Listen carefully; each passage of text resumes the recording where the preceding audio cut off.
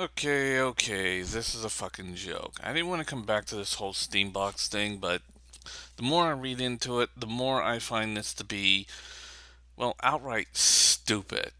Basically, SteamBox isn't really going to be a console anymore. Now it's going to be what's it? A mini PC with two controllers that Valve created for their Steam.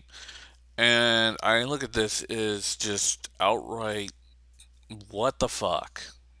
Basically, the specs that they put out are just nothing more than a gaming PC, and consoles that are coming out are actually a lesser form of a PC, and just with all the extra trimmings, just cut it out because it was given its own unique operating system, which, consoles basically, once the game starts, the operating system is basically shut down behind it with only a few functions working.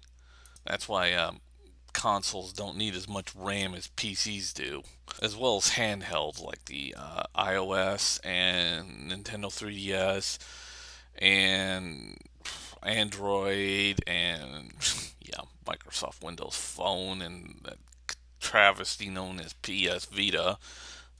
But as for the controls that Valve are releasing, you know what? Anyways, with the whole joystick thing, the only reason why I think Valve is coming out with this is just one reason only. They want to compete against OnLive because Gabe Newell seems to think OnLive is a real threat right now. No, it's not.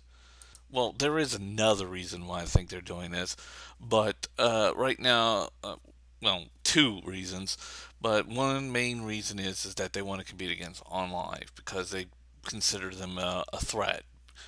And the whole thing about OnLive right now is that it kind of sucks at this point. But later on in the future, as bandwidth gets stronger and stronger and stronger, there's a good chance that OnLive will eventually end up becoming the future of gaming. But not at this point. I'd say at least give it another 10 to 20 years at best, maybe. That we would be getting all our games through the cloud. I mean, technically, we're getting it through Steam cloud, but they're giving you the files to download.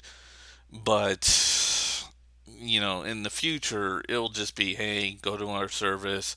Don't need to download anything. Just play the games right off the internet without any kind of interference or whatever. And all the extension packs and extras will already be in there. You just have to pay extra for it.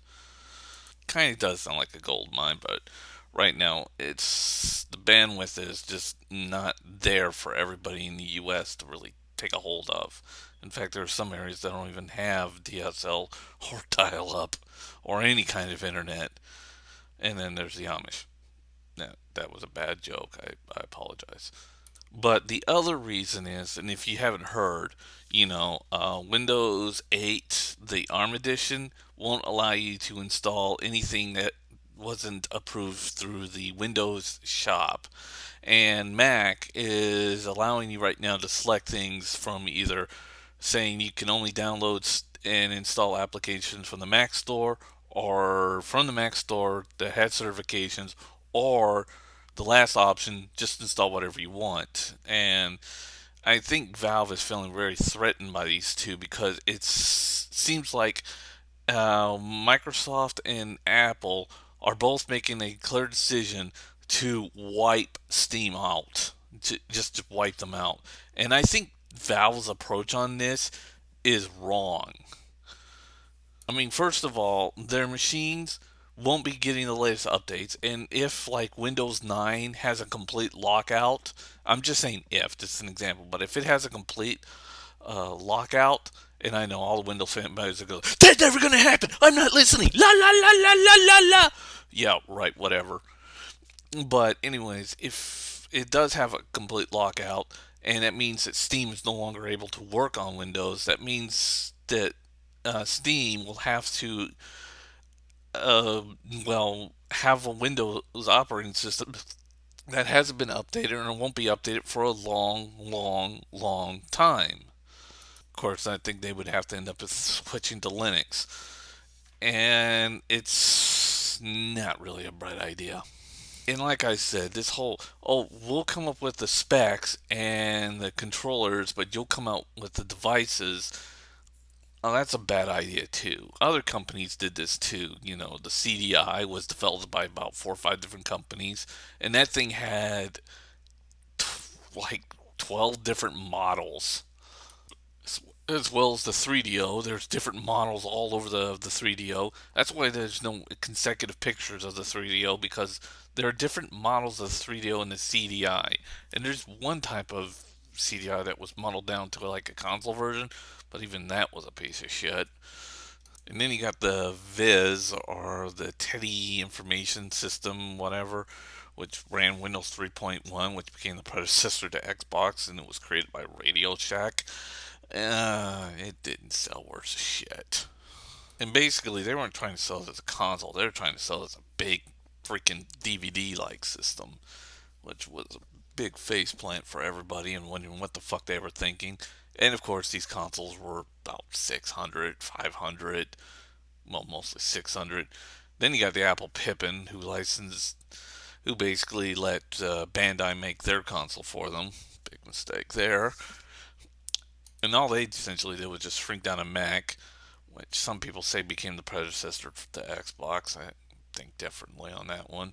And they priced it at $700 fucking dollars, and that's pretty much taking a 12 gauge shotgun to your foot.